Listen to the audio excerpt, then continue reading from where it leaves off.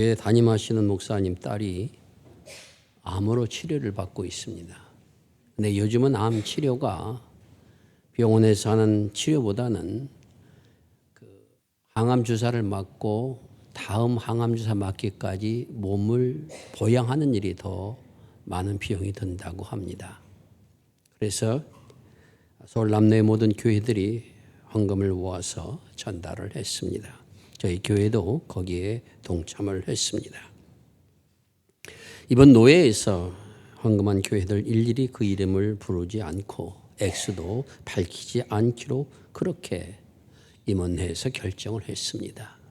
왜 그렇게 했느냐라고 하는 것에 대해서 받는 사람도 또 드린 사람도 서로의 마음에 감사가 있고 상처가 되지 않도록 하기 위하여 그렇게 했습니다.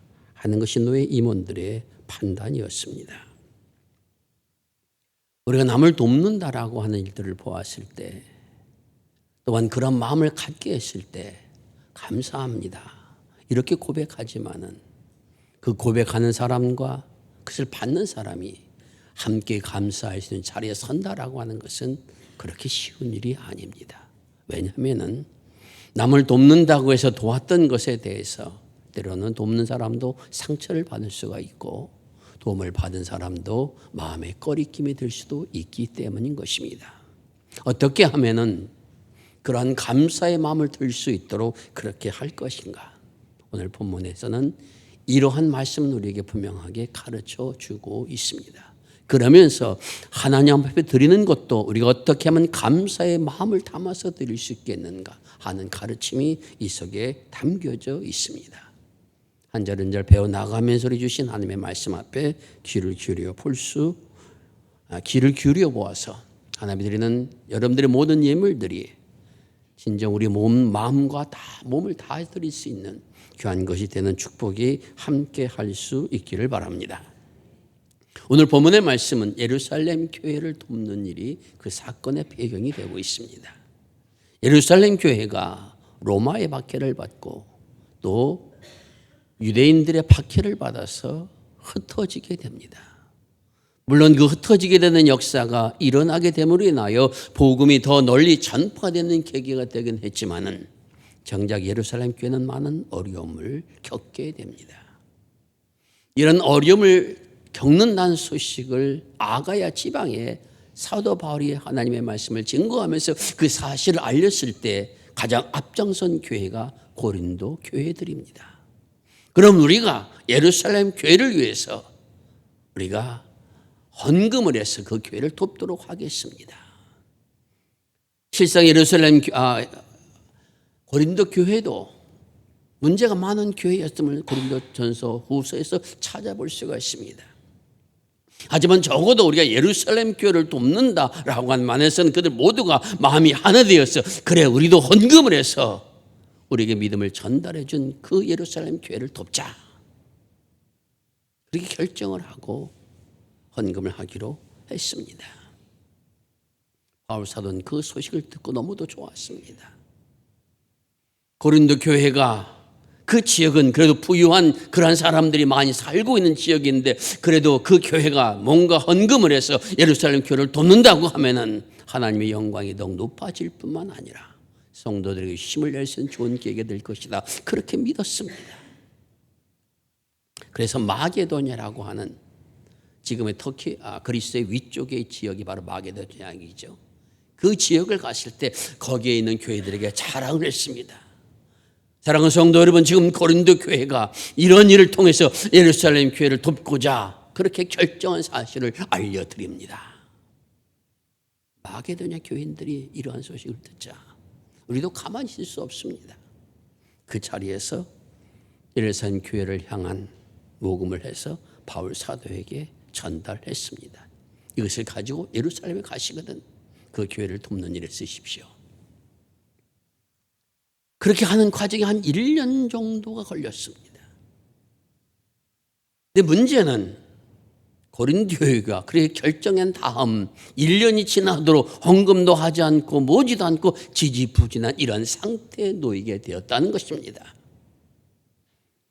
바울 사도는 이런 사실을 알고 오늘 하나님의 헌금이 어떠한 것인가, 그리고 약속한 것을 드리는 것이 얼마나 귀한 것인가 하는 가르침을 담아서 전달한 편지가 오늘 본문의 내용입니다. 여기에는 먼저 헌금에 대한 원리가 두 가지가 나옵니다. 첫째, 하나님께서는 심은 대로 거두게 하여 주시는 분이시다 라고 하는 것을 말씀하여 주십니다. 우리가 너무도 잘 아는 것처럼 콩을 심으면 콩이 나고 팥을 심으면 팥이 납니다. 내가 300평의 밭에 콩을 심으면 100평의 밭에 콩을 심은 사람보다 더 많이 거두는 것이 사실입니다. 자연 법칙이기도 합니다. 그러므로 많이 심을 것을 심는 대로 거두게 하시는 것이 하나님의 역사라는 것을 말씀하여 주고 계십니다. 그러므로 헌금의 원리 가운데 가장 중요한 것은 자신이 먼저 심는 대로 거두게 된다는 것을 알라는 가르침이 그 속에 담겨져 있습니다. 하지만 심는다라고 하는 것은 그것을 그대로 거두는 것은 아니라 주님께서는 30배, 60배, 100배의 결실을 거둘 수 있도록 은혜가 그 속에 나타난다는 것입니다. 중요한 것은 먼저 심는 자가 되라라는 것입니다. 심는다라고 하는 그 말씀이 가진 뜻은 하나님께서 내게 주신 은혜와 사랑을 기억하고 나 또한 하나님의 앞에 감사의 제단을 쌓는 사람이 된다는 것이며, 내게는 물질을 가지고 다른 사람에게 주님의 사랑을 전달하는 사람이 된다라는 의미가 이 심는 것이라는 말씀 속에 담겨져 있습니다. 하나님께 드리는 헌금, 헌물, 사역봉사, 이웃사랑, 하나님의 영광을 위하여 내가 가지고 있는 그것이 물질이 됐든 그것이 몸이 되었든 그것이 어떤 사랑이 되었든 그것이 어떤 것이 되었든 그것을 가지고 전달할 수 있고 다른 사람에게 줄 수 있는 이런 마음들이 바로 심는 마음속에 담겨 있는 것을 말씀하여 주고 계십니다. 믿음이 있어서 그렇게 하는 겁니다. 그러므로 가능한 많이 심는 자가 되라고 주님은 말씀하여 주십니다. 많이 심을 때 그것을 더 많이 거둘 수 있도록 역사하시는 하나님의 은혜가 나타나지만 심지 않은 자에게는 어떠한 열매도 거둘 수 없음을 알라라는 것입니다. 두 번째 원리는 즐거운 마음으로 드리는 사람이 되라는 것입니다. 즐거운 마음을 드린다는 것을 두 가지로 설명합니다. 첫째는 정한 대로 드리라는 겁니다. 그리고 둘째는 인색함이나 억지로 드리지 말라라고 설명하고 있습니다. 정한 대로 드리라는 이 말씀이 가진 것의 의미는 내가 이만큼 하기로 작정된 것을 먼저 작정해 놓고 그 작정된 것에 흔들리지 말고, 시간이 간다고 해서 흔들리지 말고 그대로 드릴 수 있는 자가 되라. 이것이 즐거운 마음으로 드리라는 말씀 속에 담겨져 있는 뜻입니다. 인색함으로 드리지 말고 억지로 드리지 말라. 이 인색이라고 하는 말 속에는 어떤 의미가 있느냐? 슬픔과 고통으로 드리지 말라라는 의미가 있습니다. 그 단어의 뜻은 슬픔과 고통입니다. 내가 누군가에게 선을 베풀거나 내가 하나님 앞에 예물을 드리거나 할 때 마음에 고통이 오나 슬퍼한다거나 이러한 것이 있어 드리는 것을 하나님 앞에 받아들임이 되지 못하며 다른 사람에게 그것을 전달한다 할지라도 귀한 결실로 되돌아오지 못한다라고 하는 마음이 있습니다. 억지로 드리지 말라는 이 말씀 속에서는 즐겨내는 그러한 사람이 되라는 가르침이 이 속에 담겨 있습니다. 무엇을 하든지 다른 사람에게 선을 행하는 것으로도 하든지 아니면 하나님의 영광을 위하여 헌신하는 것이든 하나님과 귀한 예물 드리는 것이든 항상 기억해야 될 것은 내가 슬픔이 되거나 고통이 되는 것이 아니라 마음속에 기쁨이 되는 것을 드려야 거기에 귀한 결실의 열매가 맺힌다라고 하는 것을 주님은 말씀하여 주고 계십니다. 이렇게 예물을 드릴 때 하나님께 주신 축복의 약속이 8절과 9절에 이어집니다. 왜 이렇게 드려야 되는가? 가장 중요한 이유는 8절에 이렇게 말씀하십니다. 선한 열매를 풍성하게 하기 위하여 그렇게 드리라는 것입니다. 9절에서는 의의 열매를 맺게 하기 위하여 그렇게 드리라 이렇게 말씀하여 주고 계십니다. 사도의 가르침에서 가장 중요한 것은 예루살렘 교회가 어려우니까 그 교회 어려운 교회를 우리가 도와서 그래서 그 교회가 어렵지 않도록 하자, 이것만이 목적이 아니라고 하는 것을 말씀하여 주고 있습니다. 그것은 헌금을 모으는 교회나 그 헌금을 받는 교회나 다 하나님 앞에 감사하고 기쁨을 누릴 수 있는 이것이 중요하다고 하는 것을 우리에게 말씀하여 주고 계십니다. 왜냐하면 그러한 선한 일을 풍성케 하시는 것도 인간이 가진 지혜와 인간이 가진 생각과 뜻으로 되어야 되는 것이 아니라 하나님께서 그것을 풍성하게 하여 주시고 더 감사함이 넘칠 수 있도록 인도하여 주시고 그것을 통해서 의의 열매를 맺을 수 있도록 역사해 주신다라고 하는 것을 말씀하여 주고 계십니다. 그러므로 어떤 상황에서든지 인색함이나 억지로 될 것이 아니라 가능하면 하나님 앞에 즐겨낼 수 있는 사람, 다른 사람을 돕는 가운데도 마음의 기쁨을 가져갈 수 있는 그러한 마음을, 자세를 가질 것을 먼저 가르쳐 주고 계십니다. 그리하면 하나님께서 그 예물에 분명하게 은혜와 사랑이 있을 수 있도록 역사하신다는 것을 말씀하여 주고 계십니다. 전도서 11장 1절에 주님이 이렇게 말씀하십니다. 내 식물을, 내 떡을 물 위에 던지라. 여러 날 후에 도로 찾으리라. 떡을 물 위에 던진데 어떻게 여러 날 후에 도로 찾을 수가 있습니까? 하나님께서 그렇게 해주신다 약속하여 주시는 것입니다. 드린 자에 대한 보상으로 주시는 것이 아니라 내가 그렇게 심었으니 그 심은 것을 풍성히 함으로 말미암아 너가 더 심는 자가 되어지고 너가 더 감사하는 자가 되어지고 너가 더 기뻐하는 자가 되어지고 너의 삶에 의해 열매가 맺힐 수 있도록 역사해 주실 것이니 하나님의 약속의 말씀을 믿고 그렇게 심는 자가 되라. 이런 가르침이 그 속에 담겨져 있습니다. 구약 성서에도 율법에 보면은 내 이웃에 가난한 사람이 있거든 그 가난한 사람은 그대로 두지 말고 내 마음을 강박하게 하지 말고 주겠다 마음 먹은 것은 다시 돌이키지 말고 정한 대로 줄 것이며 또한 이자를 받지 말라고 하는 가르침이 율법서의 곳곳에 나오고 있습니다.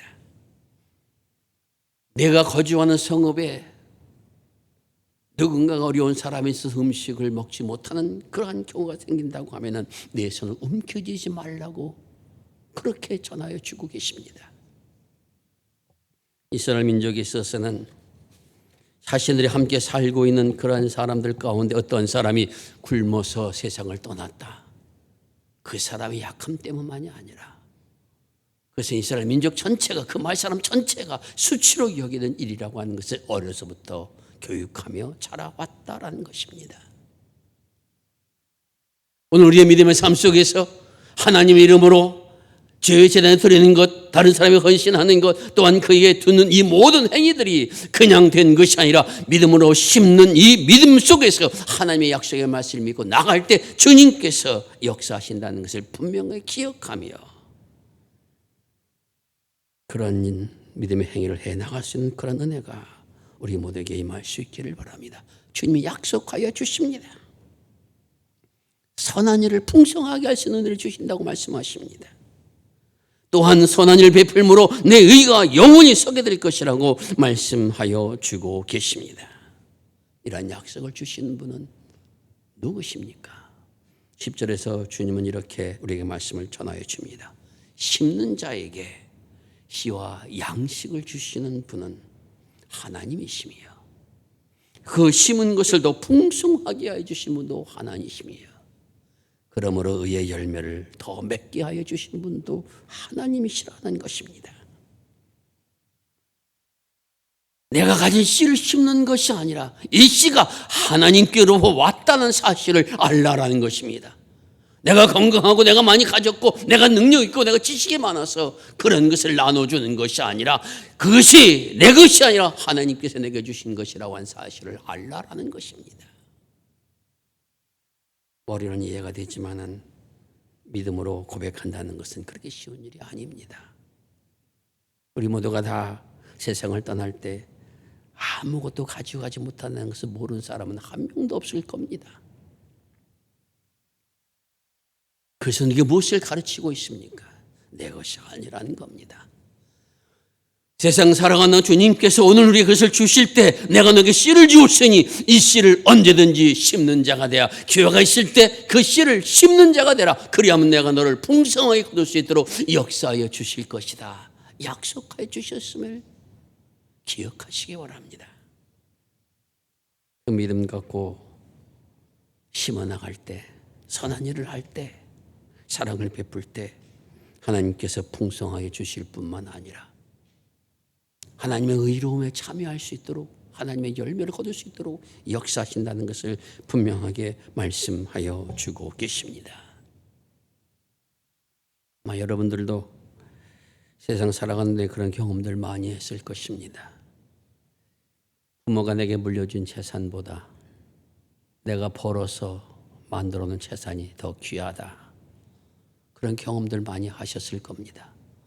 부모가 주신 그러한 좋은 장롱보다 어렵게 돈을 벌어서 자기가 사는 책상 하나가 귀해서 장롱은 버려도 책상을 버리지 못하는 것. 거기 내 땀과 내 노력이 있기 때문이라고 하는 것입니다. 그만큼 사람들은 자신의 것에 대한 애착이 있는 것이 그것이 기본적인 사람입니다. 그러나 그 모든 것도 내 것이 아니라 내게 주신 하나님의 선물이라는 믿음을 가질 때 비로소 하나님의 영광에서 가지게 수 있는 자리에 서게 된다라고 하는 것 기억하며 나갈 수 있기를 바랍니다. 씨를 주신 분은 하나님이십니다. 그래서 풍성하게 해주신 분도 하나님이십니다. 왜 풍성하게 해주십니까? 선한 일에 부여해서 의로운 하나님의 자녀가 되게 하기 위하여 하나님의 영광된 일을 쓰게 하기 위하여 그렇게 주어지신다라고 하는 것을 우리에게 말씀하여 주고 계십니다. 이렇게 함으로 드린 자와 받은 자가 다 감사할 수 있는, 그래서 의의 열매를 맺게 하는 이것이 하나님의 역사라고 하는 것을 말씀하여 주고 계십니다. 바울 사도는 예루살렘 교회는 헌금이 성도의 부족한 것만 보충하는 것이 아니라는 것을 말씀하여 주고 계십니다. 우리 모두 하나님 앞에 감사의 풍성함을 가지고 의로운 길을 달려가는 그 생의 길, 선한 일에 부유한 길을 걷는 하나님의 사람이 되도록 우리에게 말씀을 전하여 주고 계십니다. 하지만 이러한 모든 노력들이 많은 유혹과 시험이 있다는 것을 알기에 그 순간 사도 바울은 그렇게 고백합니다. 나는 너희를 위하여 기도하고 있다. 무엇을 말씀하고 있습니까? 자신이 그렇게 기도한다라고 하는 것은 고린도 교회에 1년 동안 제대로 하지 못했다는 것을 알고 있습니다.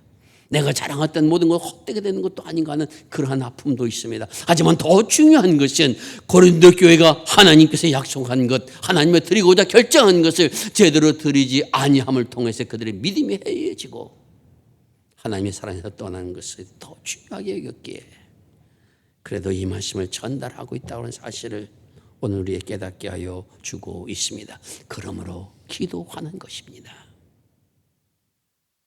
아마 여러분들도 11조를 드린다거나 무슨 감사의 예물을 드릴 때 때로는 마음속에 좀 아깝다 이런 생각을 안 해보진 않았을 것입니다. 1,000만 원 벌었을 때 100만 원 드린다는 거 쉬운 일이 아닙니다. 11조를 드린다는 거. 어려서부터 하나님의 것이라고 하는 의식을 가지고 그렇게 생활해 오지 않는 한 커서 그렇게 드린다는 것은 쉬운 일이 아닙니다. 하지만 하나님의 약속을 믿는 사람들이 오늘 우리들입니다. 그 약속의 말씀을 믿고 나갈 때 하나님의 선하심이 함께할 것이라고 하는 것 우리 모두가 잊지 마시기를 바랍니다. 저도 이제 은퇴할 때가 얼마 남지 않은 것 같습니다. 친구들 만나거나 다른 사람들 만나면 저한테 이렇게 묻습니다. 미래에 네가 살 것을 대비해 놓았느냐? 은퇴하고 나서도 20년, 30년 살지도 모르는데 그럼 대비해 놓은 것이 별로 없습니다. 그러면 참 큰일 난 사람처럼 쳐다봅니다. 제 생각에도 큰일 났다고 여기지기도 합니다. 오늘 말씀을 준비하고 그 전부터 그런 생각을 해왔습니다. 지금까지도 나의 생을 지켜주셨으니 앞으로도 지켜주시지 않겠는가. 말씀을 전하는 자로서 전하기만 하고 너 자신이 믿지 않으면 어떻게 되느냐. 하나님께서 내게 그러한 감동을 주셨습니다. 지금까지 하나님의 약속의 말씀을 반드시 이루어진다라고 외쳤던 이 말씀, 부끄럽지 않은 생을 살아가는 그러한 종이 되어야 될 것이라는 생각도 해보게 됩니다. 하나님의 드린 예물은 크고 마음에 있는 것이 아니라 그 마음속에 있고 언제든지 내 마음속에서 다른 사람을 향해서 감사의 마음이 일도록 그러한 생을 산다라고 하는 것은 믿음의 사람의 가장 큰 축복이라는 사실을 여러분 잊지 마시길 바랍니다. 다른 사람이 내가 한 행위를 보고 참 감사합니다, 그런 말을 할 수 있도록 일을 한다라고 하는 것, 그것이 예물이 되었던 것이 무엇이 되었든지 그러한 일을 행하는 사람들에게는 선한 열매가 맺어지며 하나님께서 그 걸음을 인도하신다라고 하는 것을 기억하며 걸어갈 수 있는 은혜가 우리 모두에게 임할 수 있기를 바랍니다. 오늘 최성일 목사님이 저희 교회에 이제 주일 예배식에 참석하지만은 이런 얘기를 할 때마다 최 목사님이 항상 하는 게 있습니다. 당신의 할머니는 하나님 앞에 드리는 돈을 항상 토요일 날 다림으로 다려가지고 드렸다. 그렇게 그것을 강조해서 자랑스럽게 얘기합니다. 충분히 자랑할 만합니다. 그 할머니께서는 다른 건 몰라도 하나님께 드리는 것이 무엇인가를 삶을 통해서 보여주셨고 그것이 마음속에 깊이 자리했다라는 것입니다. 여러분 자녀에게 무엇을 남겨주실 것입니까? 참으로 우리 어머니는, 우리 아버지는 다른 사람들에게 감사의 마음을 올 수 있도록 그렇게 역사하신 그 모습을, 그 삶을 남겨주는 축복이 함께 할 수 있기를 바랍니다. 서울대 분당병원에서 검사와 상담 판독 예방 클리닉을 하는 이규환 교수님이라는 분이 계십니다. 아마 이분이 전에 한번 아침마에도 나왔다라고 그렇게 얘기를 합니다. 그런데 이분은 장애인입니다. 키가 188cm나 되고 그리고 운동을 좋아하시는 분이었는데 운동을 좋아하다가 그만 다이빙을 하다가 다쳐가지고 경추 5번, 6번 손상으로 중증 장애인이 되었습니다. 의사가 중증 장애인이 되면은 의사로서 길을 갈 수 없을 것이라고 사람들은 다 판단했습니다. 그 당시 학교 다닐 때입니다. 그런데도 그는 학교를 복학을 했습니다. 복학 첫날 뭘 해야 될지 몰라도 휠체어에 앉아 있는데 다시 친구들이 찾아와서는 그 휠체어를 들고 강의실에 같이 올려준 덕에 무사히 공부를 마칠 수가 있었습니다. 그 계단을 친구들이 항상 올려주고 내려주곤 했습니다. 하지만 고난은 그것으로 끝난 것이 아니라 직접 쥐가 도구를 가지고 질 수 없었던 그는 자신이 개발해서 그 도구를 다룰 수 있는 도구를 또 만들기도 했습니다. 그러다가 그는 졸업을 하고 그래도 치과 의사로서 개업을 하고 첫 환자를 맞을 때 굉장히 기뻤다고 말합니다. 첫 번째 환자가 찾아와서 하는 말이 병신이 무슨 진료를 한다고 그러냐. 그리고 나가더랍니다. 그때가 잊혀지지 않았다라고 얘기합니다. 10명이 방문하면은 7명이 진료를 받지 않고 그냥 돌아갔다라고 합니다. 그는 포기하지 않고 30분이면 끝날 수 있는 그런 일도 1시간 넘게 하면서 사랑으로 그렇게 환자를 대했습니다. 그는 그렇게 이야기했다고 합니다. 나는 다른 사람보다 2배 시간이 걸립니다. 그러나 나는 2배 꼼꼼하게 할 수 있습니다. 그 진심을 찾아봤던 사람들이 하나둘 전달되어져서 환자가 늘게 되었고 유명 의사가 되었으며 지금은 분당 서울대병원에서 건강증진센터에서 상담과 판독 예방 클리닉을 담당하는 교수로 섬기고 있습니다. 그분이 한 말 중에 기억에 남는 것이 이겁니다. 남을 돕는다는 것은 나를 돕는 것이요. 어제보다도 좀 더 따뜻하고 좀 더 발전한 사람이 됐으면 좋겠다 하는 것이 그의 좌우명이었다는 것입니다. 오늘 우리들이 세상을 살아가는 동안 다른 사람으로부터 감사합니다 나는 그러한 사역에 저와 여러분의 삶이 가치 있게 쓰여질 수 있기를 바랍니다. 무엇인가 나의 삶, 나의 행동, 나의 어떠한 것이 그 사람의 마음에 감동을 준다면 의의 열매가 풍성한 그리고 하나 주신 은총으로 말미암아 더 풍성히 거둔 축복이 임하는 복된 성도가 되어지리라 믿습니다. 이런 길을 잘 달려가는 우리 흑석동교회 믿음의 성도들이 되시기를 주의 이름으로 축원을 드립니다. 기도하겠습니다. 아버지 하나님 감사합니다.